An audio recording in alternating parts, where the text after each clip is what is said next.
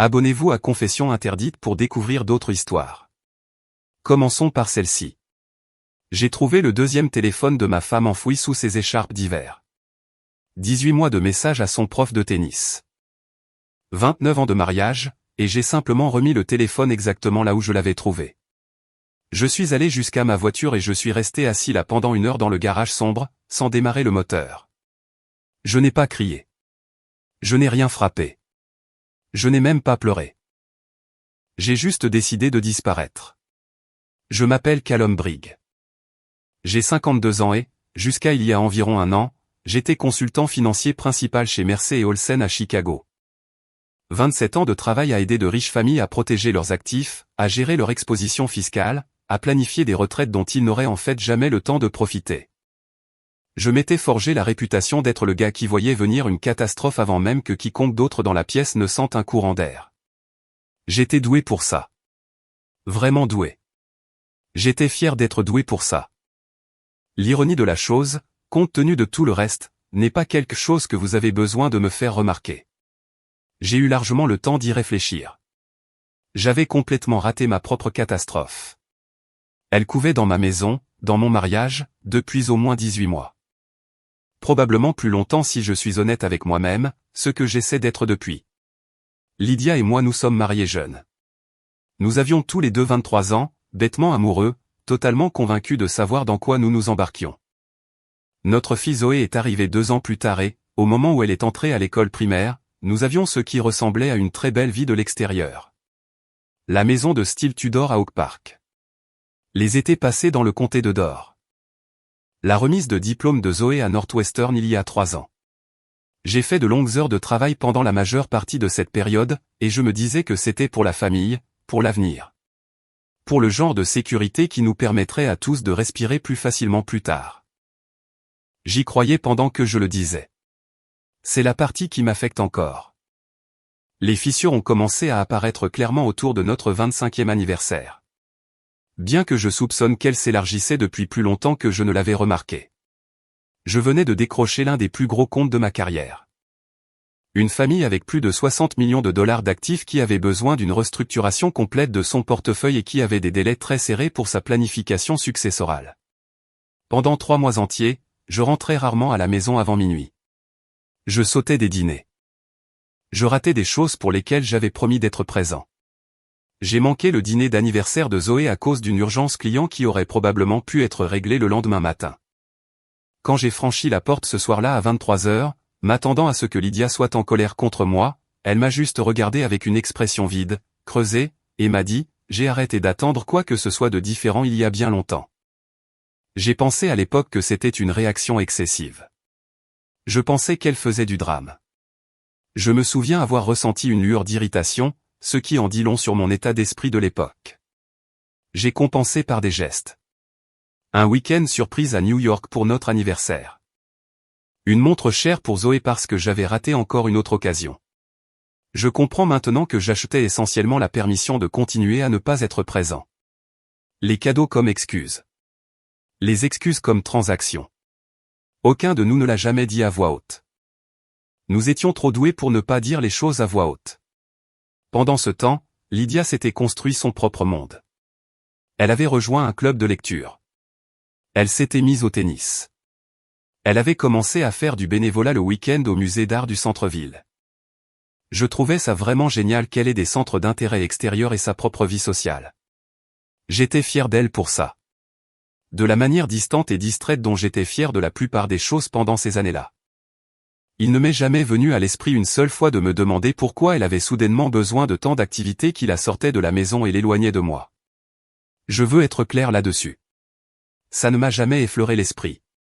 Je dois vivre avec ça. En avril dernier, j'ai conclu un accord plus tôt que prévu un jeudi après-midi, et j'ai décidé sur un coup de tête de rentrer tôt à la maison pour faire une surprise à Lydia avec une réservation pour dîner dans le genre de restaurant dont elle parlait doucement depuis 2 ans. J'allais être spontané. J'allais nous rappeler à tous les deux, que je savais encore être présent. La maison était vide quand je suis arrivé, mais sa voiture était dans le garage. J'ai appelé son prénom. Pas de réponse. J'ai vérifié le jardin, le salon, puis je suis monté à l'étage. La porte de son placard était légèrement ouverte, ce qui était inhabituel. Lydia était méticuleuse à propos de cette porte. Sur l'étagère, derrière ses écharpes d'hiver, se trouvait un téléphone que je n'avais jamais vu auparavant.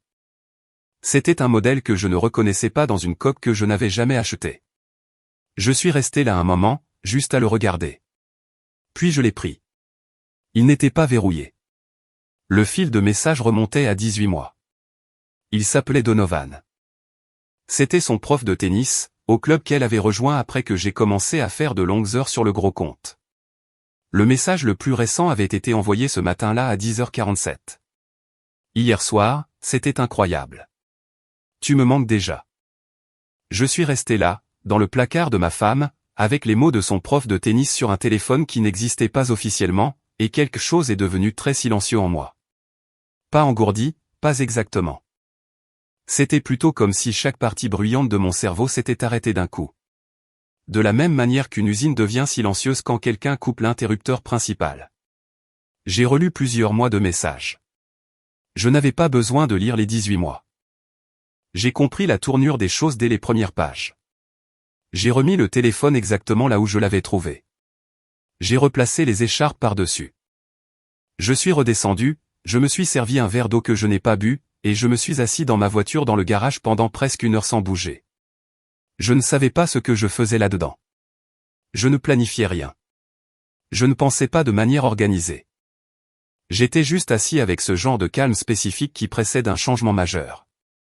Quand Lydia est rentrée 20 minutes après que je sois retourné à l'intérieur, elle portait des courses et fredonnait quelque chose à voix basse. Je l'ai aidée à déballer. Elle a dit qu'elle préparait du saumon pour le dîner. J'ai demandé si elle avait besoin de quelque chose dans le garde-manger. Nous avons mangé sur l'îlot central de la cuisine, de la même manière que nous avions mangé ensemble des milliers de fois tout au long de notre mariage, et elle a parlé d'une nouvelle exposition prévue au musée d'art en juin, et j'ai posé les bonnes questions et hoché la tête au bon moment. Pendant tout ce temps, je décidais très calmement de ce que j'allais faire. Après le dîner, je lui ai dit que j'avais besoin de faire un tour en voiture pour me vider la tête à propos d'un problème de travail. Elle remplissait le lave-vaisselle et a à peine levé les yeux. Ne rentre pas trop tard, a-t-elle dit sur le ton de quelqu'un qui avait cessé de donner un sens à cette phrase particulière depuis bien longtemps. J'ai conduit sans destination. À travers notre quartier, en passant devant l'école primaire où Zoé jouait au football, devant le parc où je lui avais appris à faire du vélo pendant que Lydia regardait depuis un banc. 29 ans de souvenirs à chaque coin de rue. À un moment donné, je me suis retrouvé au bord du lac et je me suis assis pour regarder l'eau bouger dans le noir. Mon téléphone a vibré à un moment. Lydia demandait quand je rentrerais. L'ironie de ce SMS à ce moment précis est quelque chose que je n'ai pleinement apprécié que plus tard. Assis là, avec le lac Michigan devant moi et la ville illuminée derrière moi, je savais clairement ce que j'allais faire. Je n'allais pas la confronter. Je n'avais aucun intérêt à m'asseoir en face d'elle pendant qu'elle s'expliquait. J'avais encore moins d'intérêt à entamer le cycle des thérapies de couple, de la reconstruction de la confiance, de la surveillance et des questionnements. Je n'étais pas assez en colère pour vouloir la voir souffrir. Et je n'étais plus assez investi pour vouloir sauver tout ça. Ce que je ressentais principalement, c'était une clarté profonde et épuisée. J'allais partir. Pas de manière théâtrale. Pas pour punir qui que ce soit. Juste disparaître. J'ai conduit jusqu'à un distributeur automatique et j'ai retiré $3000 en espèces. Ensuite, j'ai conduit jusqu'à un motel en bord de route en dehors des limites de la ville, j'ai payé en espèces et je me suis allongé sur le dessus-lit avec mes chaussures, et j'ai fixé le plafond. Vers minuit, j'ai appelé Zoé. Papa. Elle avait l'air endormie et confuse. Il est presque minuit. Ça va? Je vais bien, chérie, ai-je dit, en détestant ce mensonge au moment de le prononcer. Je vais être injoignable pendant quelques jours. Un truc pour le travail. Ne t'inquiète pas si je ne réponds pas, c'est un timing vraiment bizarre, a-t-elle dit. Maman m'a envoyé un SMS il y a environ 1 heure pour me demander si j'avais de tes nouvelles. Mon estomac s'est noué. Dis-lui que je vais bien. Je t'aime, Zoé. Je t'aime aussi, papa, a-t-elle dit. Tu es sûr que tout va bien? Tu as l'air bizarre. Ça va aller, ai-je dit. Et j'y croyais même à ce moment-là. C'est juste que ça n'allait pas encore. J'ai éteint mon téléphone. Je suis resté allongé là, dans cette chambre sombre qui sentait le nettoyant industriel et la vieille moquette, et je me suis laissé ressentir tout le poids de ce que j'avais vu. Je n'arrêtais pas de revoir ces messages et je n'arrêtais pas de penser à ces 18 mois de jeudi matin, de cours de tennis et de SMS joyeux sur les expositions au musée d'art. Je repensais au moment où elle avait semblé plus heureuse, plus légère, quand j'attribuais cela au fait qu'elle avait trouvé ses propres activités en dehors de la maison. Je repensais à quel point j'avais été sincèrement heureux pour elle. Au moment où le soleil s'est levé, j'avais pris ma décision avec une clarté totale et absolue. Je n'allais pas y retourner. Le matin, je suis retourné en ville et je suis allé à ma banque à l'ouverture. J'ai retiré 5 000 $ de notre compte commun et je les ai transférés sur un nouveau compte dans un autre établissement. J'ai vidé le coffre-fort de tout ce qui m'appartenait. Mon passeport, mon acte de naissance, la petite collection de pièces d'or que mon père m'avait laissée après son décès. Le directeur de l'agence a croisé mon regard en sortant et m'a fait un signe de tête enjoué. Je lui ai rendu son signe de tête. Ensuite, je suis allé voir mon avocat. Declan Morse s'occupait de mes affaires juridiques personnelles depuis plus de 2 décennies. Méthodique, discret. Économe de ses mots. Quand je suis entré dans son bureau, il m'a regardé et a dit, « Que s'est-il passé ?» « Lydia a une liaison, ai-je dit. J'ai trouvé le téléphone hier. Je pars. » Il est resté silencieux un instant. Pas de façon théâtrale, il assimilait juste l'information. « Lui en as-tu parlé ? » « Non. Et je ne le ferai pas. »« Dites-moi ce dont vous avez besoin, » a-t-il dit. Je lui ai tout expliqué. Il a posé ses questions, a pris ses notes et n'a pas essayé de me dissuader de quoi que ce soit. Je lui ai donné une procuration totale et j'ai laissé des instructions pour la gestion de mes actifs. Je lui ai demandé d'ouvrir une boîte postale quelque part et d'y faire suivre tout ce qui était crucial. Si Lydia appelait pour demander où je me trouvais, il ne devait rien dire. Si elle voulait demander le divorce, elle pouvait le faire. Je signerais tous les documents qui me parviendraient. Et Zoé ? A-t-il demandé après que nous ayons couvert tout le reste. Je la contacterai une fois que je serai installé quelque part. Je ne veux pas qu'elle soit mêlée à ça. Il a hoché la tête. Soyez prudent, calme. Je suis allé dans une station-service et j'ai acheté un téléphone prépayé en espèces. Puis j'ai appelé Zoé une dernière fois. Papa, a-t-elle dit immédiatement. Maman m'appelle depuis hier soir. Elle dit que tu n'es pas rentré. Que se passe-t-il? Je suis au courant pour Donovan, ai-je dit, en gardant une voix neutre. Le silence qui a suivi a duré assez longtemps pour que je compte les secondes. Tu es au courant, a-t-elle finalement dit, sa voix n'était plus qu'un murmure. Depuis combien de temps le sais-tu? J'ai trouvé le téléphone hier. Elle s'est arrêtée. Papa. Je les ai vus ensemble dans un restaurant il y a environ 1 mois. J'ai posé la question à maman et elle a dit que ce n'était rien, juste un ami du club. Je ne savais pas quoi faire. Je suis tellement désolé. J'aurais dû te le dire. Tu n'as pas besoin de t'excuser, ai-je dit. Ce n'est pas à toi de réparer ça. J'ai besoin d'un peu de temps loin de tout. J'appellerai quand je serai installé quelque part. Ça va aller pour toi. Non, a-t-elle dit. Mais ça ira, ai-je dit. J'ai raccroché et je suis resté assis avec le téléphone à la main pendant 1 minute. Et là, je l'ai ressenti. Inattendu n'est pas tout à fait le mot juste, mais un réel soulagement. La représentation était terminée. Les faux-semblants étaient finis. Quoi qu'il arrive ensuite, au moins ce serait honnête. Le lendemain matin, j'ai marché jusqu'à la gare routière Greyhound avec un sac que j'avais rempli dans une friperie. J'avais environ 7 500 $ en espèces, mes documents, les pièces d'or de mon père, et pas grand-chose d'autre. J'ai acheté un billet en direction de l'ouest. Alors que Chicago s'éloignait derrière nous, je l'ai regardé par la fenêtre jusqu'à ce qu'elle disparaisse. 3 jours et 4 correspondances de bus plus tard, je suis descendu à Portland, dans l'Oregon. Je l'avais choisi en regardant une carte et en optant pour une ville que je n'avais jamais visitée avec Lydia. Le nord-ouest du Pacifique semblait suffisamment éloigné de tout ce que je connaissais. Le ciel était bas et gris à mon arrivée et il a plu pendant la majeure partie de l'après-midi, ce qui, honnêtement, m'allait très bien. J'ai pris une chambre dans un motel pour séjour prolongé près de la rivière et j'ai payé 1 semaine d'avance en espèces. Ensuite, j'ai tiré les rideaux et j'ai passé la majeure partie des 2 premières semaines à l'intérieur. Je commandais à manger quand j'en avais besoin.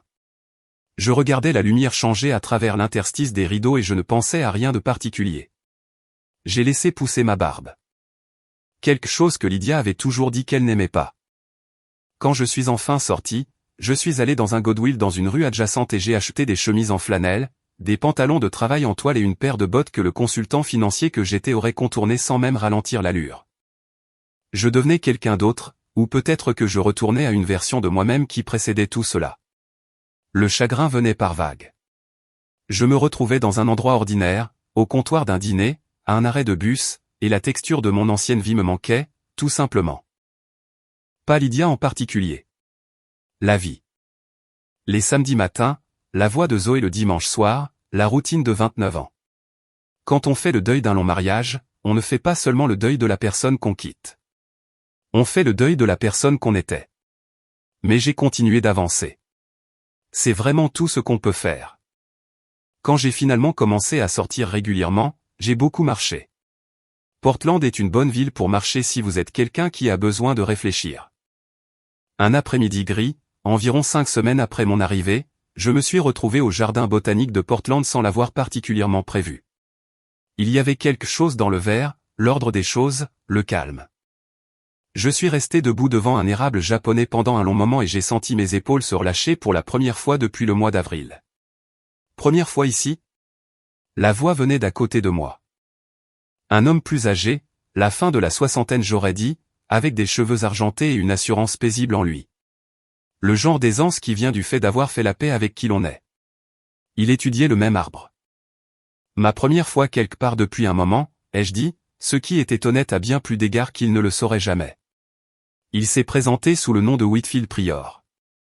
Lui et sa femme Margot possédaient une grande propriété à l'extérieur de la ville, un domaine qui appartenait à sa famille depuis 3 générations, et il cherchait un jardinier. Le précédent avait pris sa retraite et avait déménagé en Arizona, et l'endroit nécessitait une attention constante. « Vous y connaissez quelque chose en plantes ?» a-t-il demandé. « Seulement qu'elle ne mente pas et ne triche pas », ai-je répondu, et je me suis immédiatement senti gêné par la dureté qui transparaissait dans mes propos.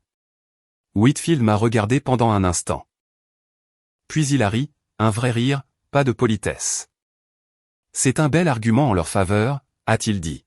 « Avez-vous peur du travail difficile ? » « Non. » « Des antécédents professionnels en horticulture ? » « Aucun. » Il ne semblait pas dérangé par cela. L'expérience professionnelle est honnêtement surestimée dans ce travail en particulier. J'ai besoin de quelqu'un qui le respecte et qui soit présent. Il y a une petite maison sur la propriété qui est fournie avec le poste. Un salaire honnête, de bonnes conditions. Il a sorti une carte de la poche de son manteau et me l'a tendue. Pensez-y. Sans pression. Il s'est éloigné en flânant dans le jardin et je suis resté là, avec sa carte à la main. J'ai appelé le numéro ce soir-là. Une semaine plus tard, j'ai emménagé dans la maison du jardinier sur le domaine des Priors, à environ 40 minutes de Portland, dans le genre de campagne qui vous fait comprendre pourquoi les gens restent dans l'Oregon. La maisonnette était en pierre, avec de vieilles poutres en bois et des fenêtres du côté et qui captaient la lumière matinale. Elle avait un petit poêle à bois, une cuisine basique, et à l'extérieur environ 1 hectare de massif qui n'avait pas reçu de soins réguliers depuis plus d'1 an. Des rosiers qui nécessitaient une taille appropriée. Des haies qui avaient largement débordé de leurs limites. Des parterres de plantes vivaces envahies de mauvaises herbes et de semis spontanés luttant pour de l'espace. Je n'y connaissais absolument rien quand j'ai commencé. Whitfield m'a montré les bases avec la patience de quelqu'un qui enseignait des choses aux gens depuis des décennies. La nuit, je lisais des livres de la petite bibliothèque du domaine. J'ai fait des erreurs, j'ai coupé des choses au mauvais moment, trop arrosé, pas assez taillé, et j'ai appris des résultats parce que les résultats étaient toujours visibles et concrets. C'était ce dont j'avais le plus besoin, en fait. Le côté concret. Dans mon ancien travail, la cause et l'effet étaient séparés par des mois ou des années et les résultats s'exprimaient toujours par des chiffres sur des écrans. Dans le jardin, on pouvait voir à la fin d'une semaine si ce qu'on avait fait fonctionnait. Les retours étaient immédiats et honnêtes. Rien ne jouait un rôle pour un public. Rien ne cachait quoi que ce soit. Un rosier fleurissait ou ne fleurissait pas. Et s'il ne fleurissait pas, la raison se trouvait juste là, dans la terre ou dans la taille, si l'on cherchait bien. Pour la première fois depuis des mois, j'ai dormi sans rêver. 6 semaines après mon emménagement, Whitfield est sorti un matin pendant que je taillais les arbres fruitiers le long du mur orienté à l'est. Il avait apporté 2 tasses de café et m'en a tendu une sans me demander. Nous sommes restés là un moment, dans la brume matinale, à regarder la lumière se lever sur le jardin du bas. Whitfield avait une façon confortable de partager le silence que j'appréciais. « Vous devenez doué pour ça », a-t-il dit au bout d'un moment. « Je commence à comprendre comment lire ce dont elles ont besoin », ai-je répondu. Il a hoché la tête en me regardant travailler. « Vous savez à quoi je pense parfois », a-t-il dit. « Trouver un partenaire sincèrement loyal, quelqu'un en qui on peut vraiment avoir confiance. » Il a fait une pause. C'est comme cultiver une orchidée rare. La plupart des gens ne s'en rendent pas compte et la traitent comme n'importe quelle autre plante. Mais une orchidée a des besoins spécifiques, le bon mélange de terre, exactement la bonne lumière, la bonne humidité. La bonne plage de température. On ne peut pas simuler ces conditions. On ne peut pas compenser par l'effort des conditions qui sont fondamentalement mauvaises. Si l'environnement n'est pas bon, elle dépérit lentement, peu importe l'attention qu'on lui porte. J'ai continué à tailler. J'avais l'impression qu'il voulait en venir quelque part, mais je ne l'ai pas pressé. Mon neveu a eu une série terrible, a continué Whitfield. 3 relations en 6 ans environ. Un gars intelligent, qui a vraiment bon cœur, mais une malchance terrible. Ou ce qu'il pensait être de la malchance. Mais qui était en réalité juste le fait de choisir à plusieurs reprises des personnes qui n'étaient pas honnêtes sur qui elles étaient. Il se retrouvait toujours pris au dépourvu. C'est un schéma difficile à briser, ai-je dit. En effet. Mais ensuite, un de ses amis lui a parlé d'une application qu'il utilisait, un truc appelé Singleton. Whitfield a pris une longue gorgée de café. Vous en avez entendu parler? Non, moi non plus. L'idée c'est de trouver des correspondances de compatibilité. Mais toute la philosophie derrière est différente de l'approche habituelle. Son ami a dit que le but était de dépasser la couche de représentation que la plupart des gens mettent en place sur ces plateformes. Pas question de prétendre être plus intéressant ou plus stable ou plus quoi que ce soit d'autre que ce que vous êtes réellement. Le système est spécifiquement conçu pour faire ressortir une compatibilité honnête plutôt que ce que les gens veulent que les autres pensent d'eux. Est-ce que c'est comme accorder des célibataires sur une sorte de fréquence? Whitfield a souri. C'est plus ou moins ça. Le slogan que son neveu a mentionné, quelque chose comme Singleton, plus de jeux de devinettes, juste la bonne fréquence. L'idée étant qu'une véritable compatibilité a une fréquence spécifique et que si vous prétendez être quelque chose que vous n'êtes pas, vous êtes sur la mauvaise. Toute la plateforme est censée être construite uniquement autour d'ondes authentiques. Des gens qui se montrent tels qu'ils sont réellement, pas tels qu'ils pensent que vous voulez qu'ils soient. Je suis resté là avec mon sécateur et j'ai repensé à cette expression, des ondes authentiques uniquement. J'ai pensé aux 18 mois de messages sur un téléphone caché. J'ai pensé à Lydia en train de fredonner dans la cuisine pendant que je l'aidais à déballer les courses sans savoir ce que je savais, jouant la même scène domestique que nous avions joué 1000 fois. J'ai pensé aux années passées à me dire que tout allait bien parce que c'était plus facile que de poser des questions qui risquaient de ne pas avoir de réponse confortable. Est-ce que ça a marché pour lui, ai-je demandé. Il a épousé la femme qu'il a rencontrée dessus il y a 8 mois, a répondu Whitfield. Il a l'air sincèrement heureux. Ce qui n'est pas quelque chose que j'aurais prédit pour lui il y a 4 ans. Il a bu le reste de son café. Bref, les arbres ont l'air beaucoup mieux. Il est retourné vers la maison principale et je me suis retourné vers les arbres fruitiers, et cette conversation est restée dans un coin de ma tête pour le reste de la journée et pendant un bon moment après. Quelque chose là-dedans s'était logé quelque part. L'idée que l'honnêteté n'est pas juste une préférence morale mais une exigence fonctionnelle. Que toute la structure s'effondre sans elle. Les mois ont passé selon un rythme dont j'ai fini par dépendre. L'été a laissé place à l'automne. Le domaine Prior s'est transformé en un paysage cuivré et rouge foncé à mesure que les érables changeaient de couleur, et j'ai appris quels massifs devaient être rabattus et lesquels devaient être laissés sur pied pour structurer l'hiver. Whitfield et Margot ont pris une place naturelle dans ma vie. Pas tout à fait de la famille, pas exactement des employeurs, quelque chose entre les deux. Ils m'invitaient à dîner 2 ou 3 fois par mois. La conversation filait librement et aucun d'eux ne s'est jamais aventuré sur le terrain de qui j'avais été avant mon arrivée ou de ce que j'avais quitté. Cette retenue a été l'une des choses les plus gentilles que quelqu'un ait faites pour moi depuis des années. Au début du mois d'octobre, j'ai fait mon trajet habituel en ville pour faire des provisions. Une partie de la routine consistait à m'arrêter au bureau de poste où Declan faisait suivre mon courrier. En général, il s'agissait de relevés financiers, d'une mise à jour occasionnelle sur une affaire juridique dont il s'occupait, rien qui ne nécessite une attention immédiate. Mais ce jeudi matin-là, il y avait une épaisse enveloppe de couleur crème dans la boîte et l'écriture sur le devant m'a figé sur place. Lydia. Pas d'adresse d'expéditeur. Mais son écriture m'était aussi familière que la mienne. Je suis resté au guichet à la fixer assez longtemps pour que la femme derrière la vitre se penche en avant et me demande si tout allait bien. Très bien, ai-je dit. J'ai mis l'enveloppe dans la poche de ma veste et j'ai terminé mes courses. Tout au long du trajet de retour vers le domaine, elle est restée posée contre ma poitrine, lourde d'une manière qui n'avait rien à voir avec son poids. De retour à la maison, je l'ai posée sur la table de la cuisine et je suis sorti. J'ai travaillé dans les massifs de rosiers le reste de l'après-midi, taillant plus sévèrement que nécessaire, ce qui n'était qu'un moyen de m'occuper les mains pendant que mon esprit suivait sa propre trajectoire. Au coucher du soleil, j'étais assez fatigué pour que la tension de ce qui s'était accumulé toute la journée retombe. J'ai pris une douche, préparé un dîner simple, me suis servi 2 doigts de whisky, et me suis assis à la table de la cuisine. La lettre faisait 10 pages, écrite à la main sur du beau papier à lettres.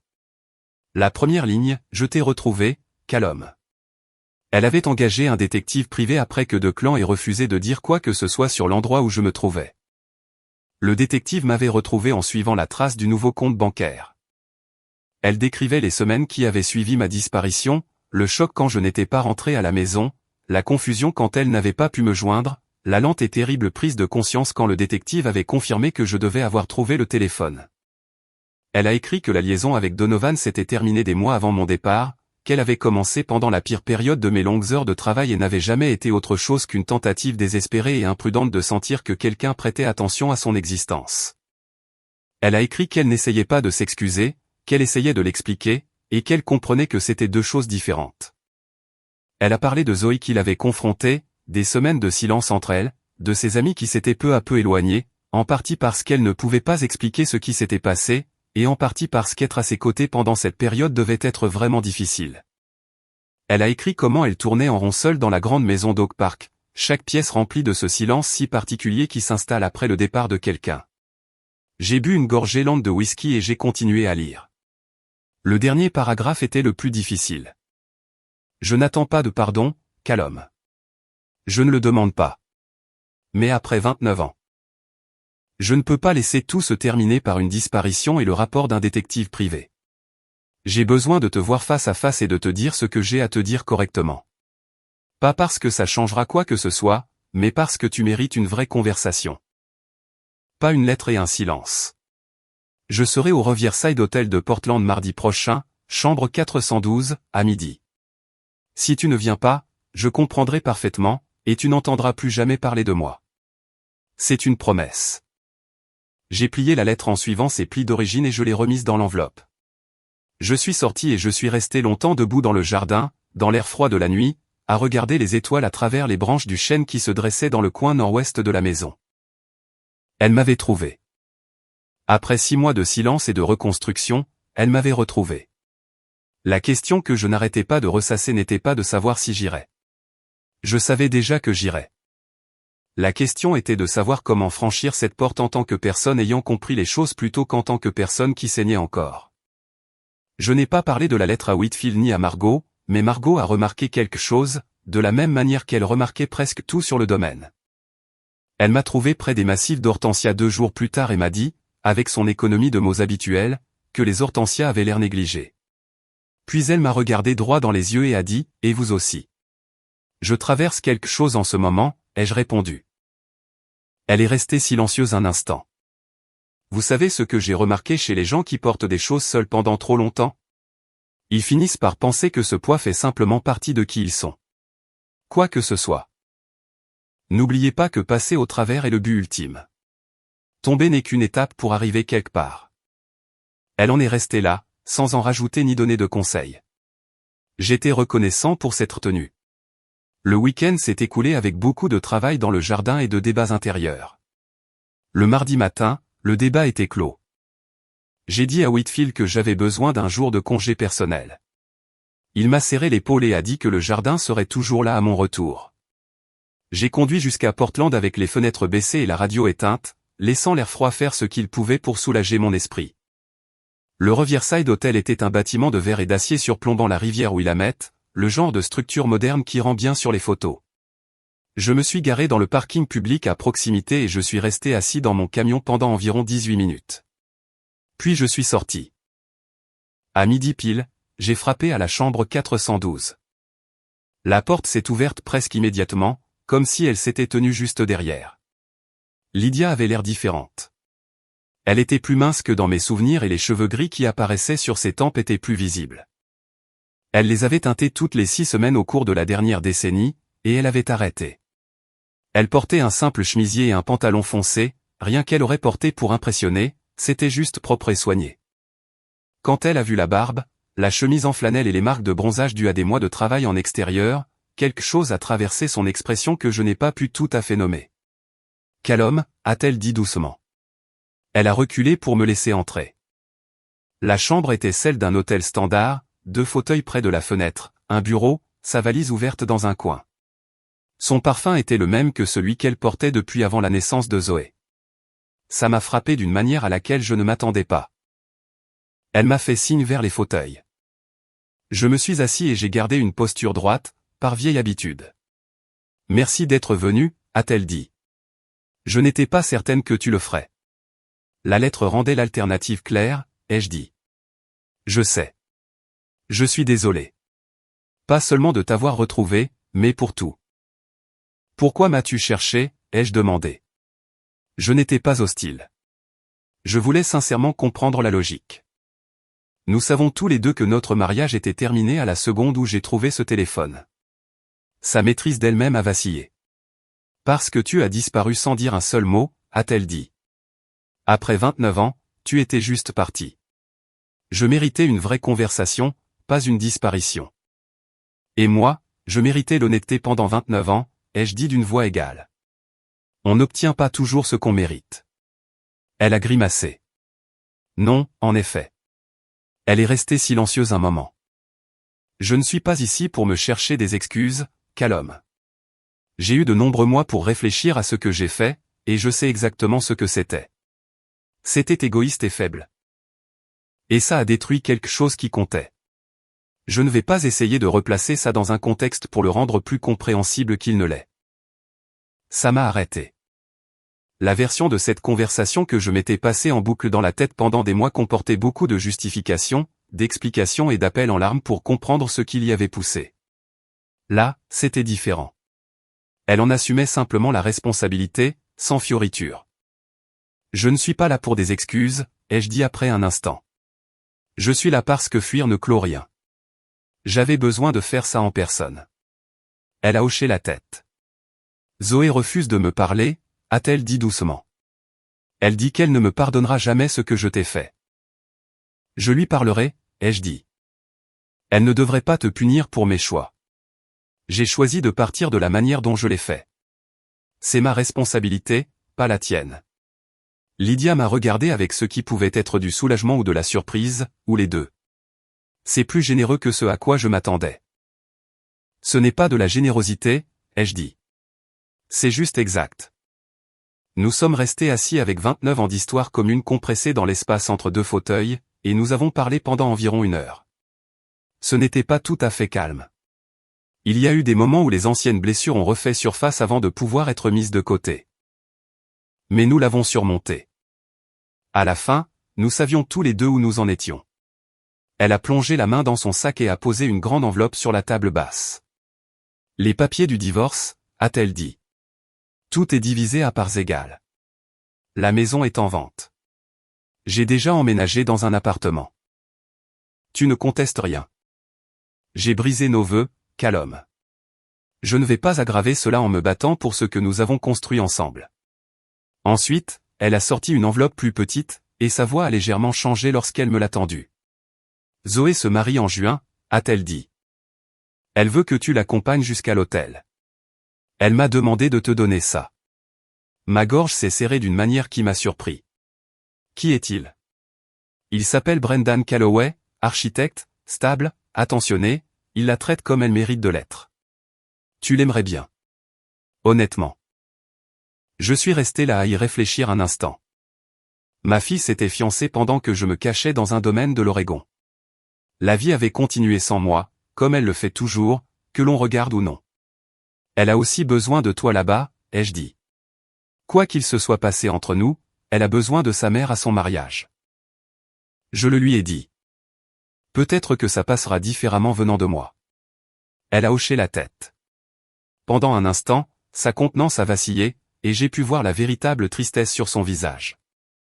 Pas pour moi, pensais-je, mais pour la vie que nous avions eue, la façon dont elle s'était terminée, et toutes les choses qu'elle ne pouvait pas défaire. Je suis désolé, Callum, a-t-elle dit.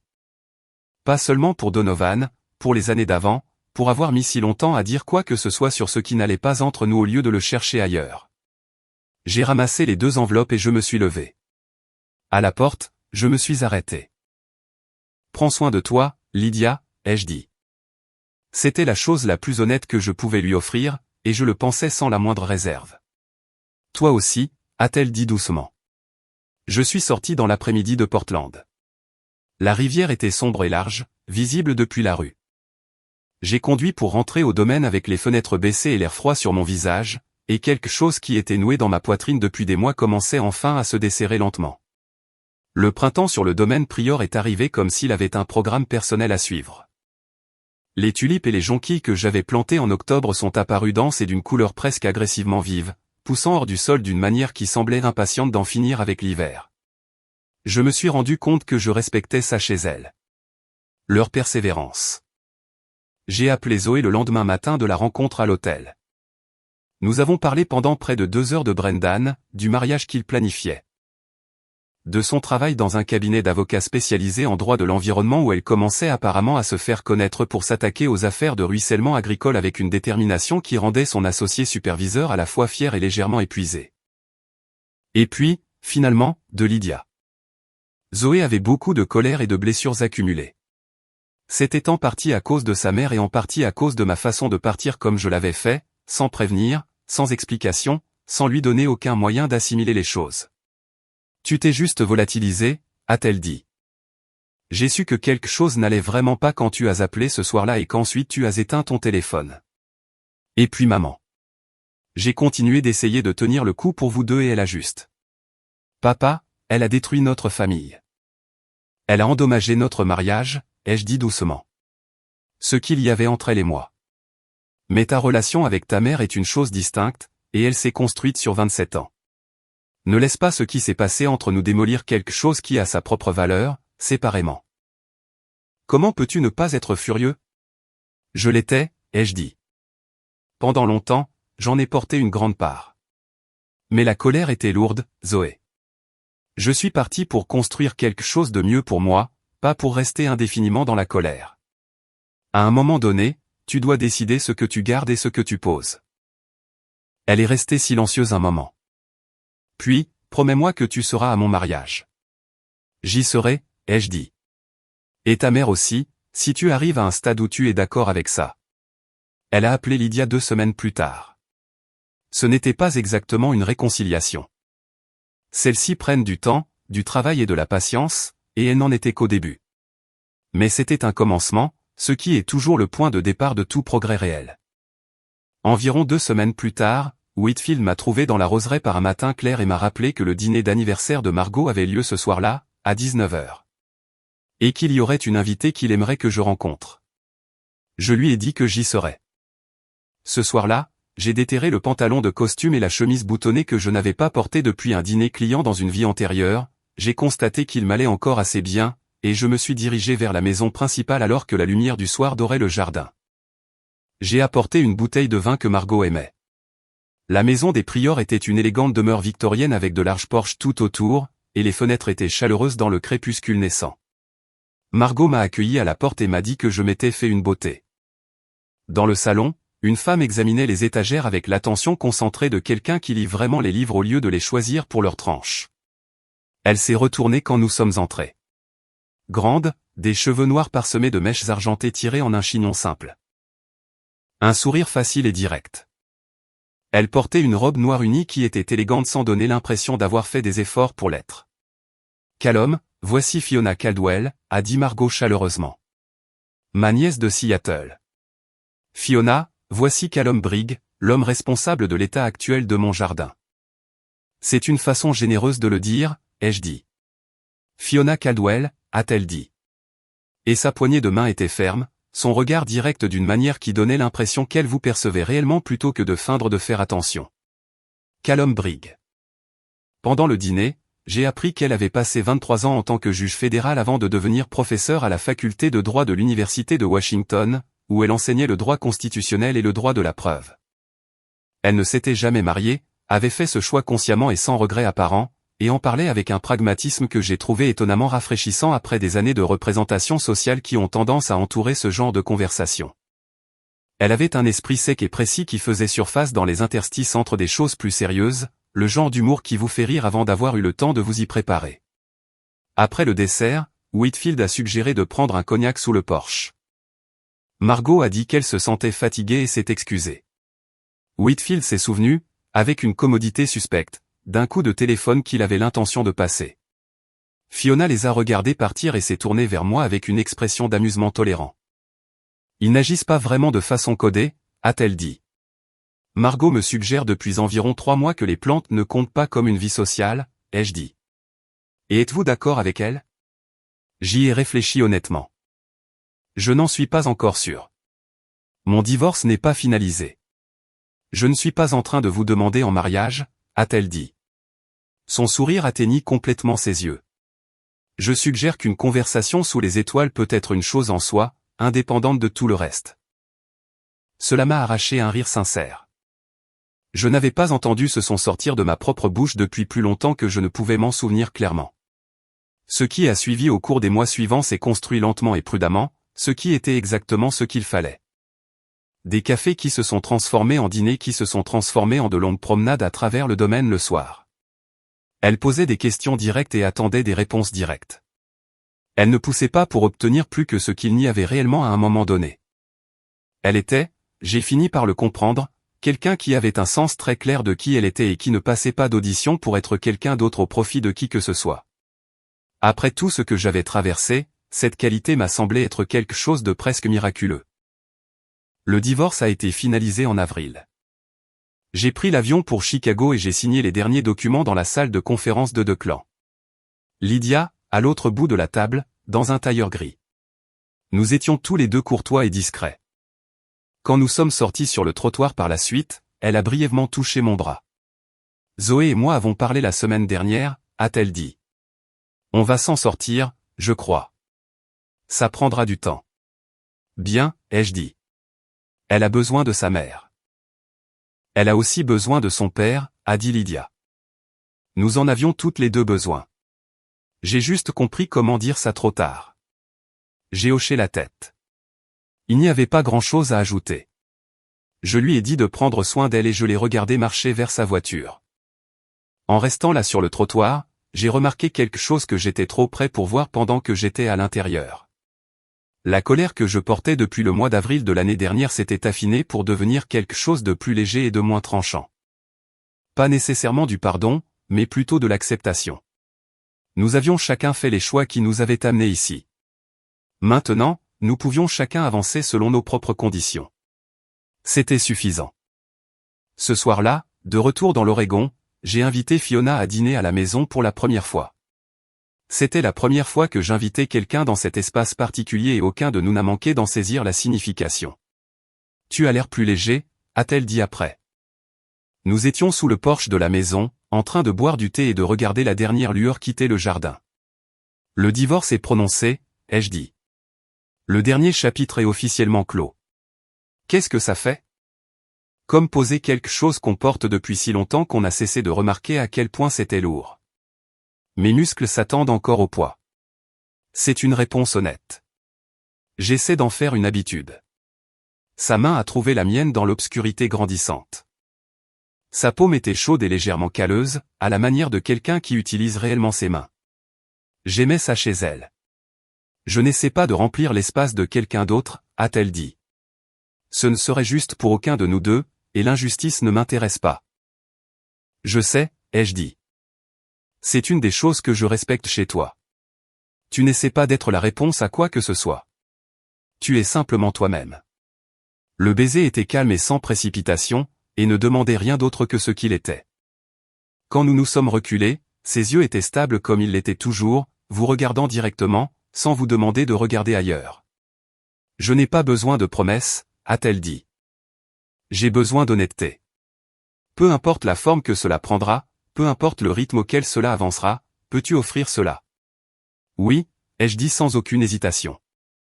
En marchant vers sa voiture plus tard, elle s'est retournée pour regarder la petite maison et le jardin derrière, le tout teinté d'argent et de noir sous le clair de lune.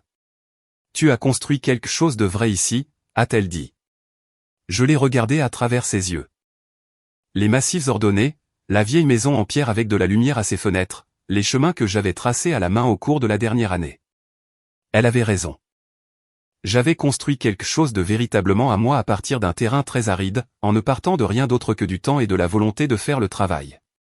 Merci, ai-je dit, et je le pensais dans tous les sens du terme.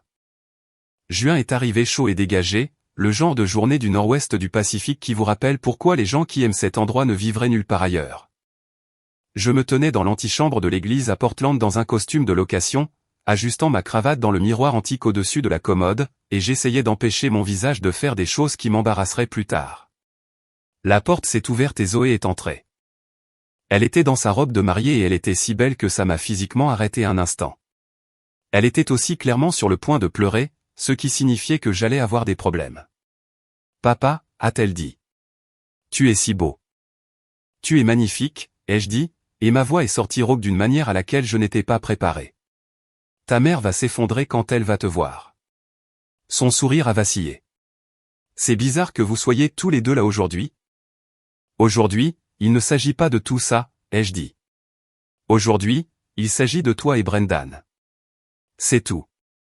Elle est venue prendre mon bras et la serrer fort.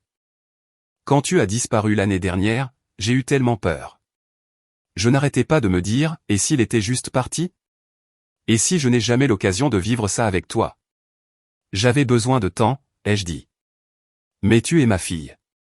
Rien n'allait jamais changer cela. Rien. La cérémonie était exactement ce qu'une cérémonie de mariage devrait être, pleine de lumière et de vrais vœux prononcés par deux personnes qui y avaient réellement réfléchi. Lydia était assise au premier rang dans une robe bleu pâle. De part et d'autre de l'allée centrale, nous avons échangé des signes de tête qui contenaient tout ce qui s'était passé et une sorte de paix tranquille quant à l'endroit où chacun de nous était arrivé. Le vieux poids était toujours là. C'est juste qu'il ne menaçait plus de rien faire s'effondrer. À la réception, j'ai dansé avec Zoé jusqu'à ce que son nouveau mari veuille, assez logiquement, son tour, et alors qu'elle était emportée, elle m'a chuchoté à l'oreille. J'ai invité Fiona. J'espère que ça te va. Je me suis retourné et j'ai trouvé Fiona debout au bord de la piste de danse dans une simple robe bleu marine, l'air légèrement incertaine d'une manière que je n'avais jamais tout à fait vue sur son visage auparavant. C'était l'expression de quelqu'un qui n'était pas sûr d'être au bon endroit, ce qui, pour Fiona, était vraiment rare. Elle m'a appelé, a dit Fiona quand je l'ai rejointe.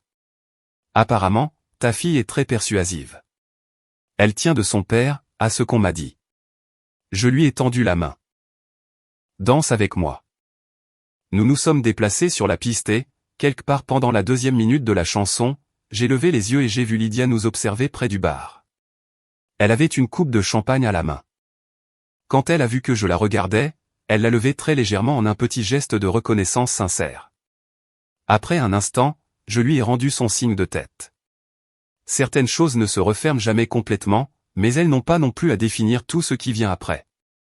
Après la réception, en nous promenant dans les jardins de l'hôtel, la main de Fiona confortablement dans la mienne, elle m'a dit « Zoé m'a invité pour Thanksgiving. Est-ce que c'est trop rapide ?» Elle m'a regardé du coin de l'œil. « C'est à toi que je pose la question. » Non, ai-je dit, après y avoir sincèrement réfléchi. Ça me semble juste. Elle s'est arrêtée de marcher et s'est tournée vers moi, et son expression avait cette qualité qu'elle prenait parfois quand elle était sur le point de demander quelque chose à laquelle elle avait vraiment besoin d'une réponse. « Callum, es-tu toujours en train de fuir ou es-tu prêt à construire quelque chose pour aller de l'avant ?» C'était tellement, parfaitement elle. Pas d'adoucissement, pas d'approche, juste la question elle-même, directe et sans s'excuser. Quand j'ai quitté Chicago, j'ai dit que je ne prévoyais de revenir à aucune version de mon ancienne vie.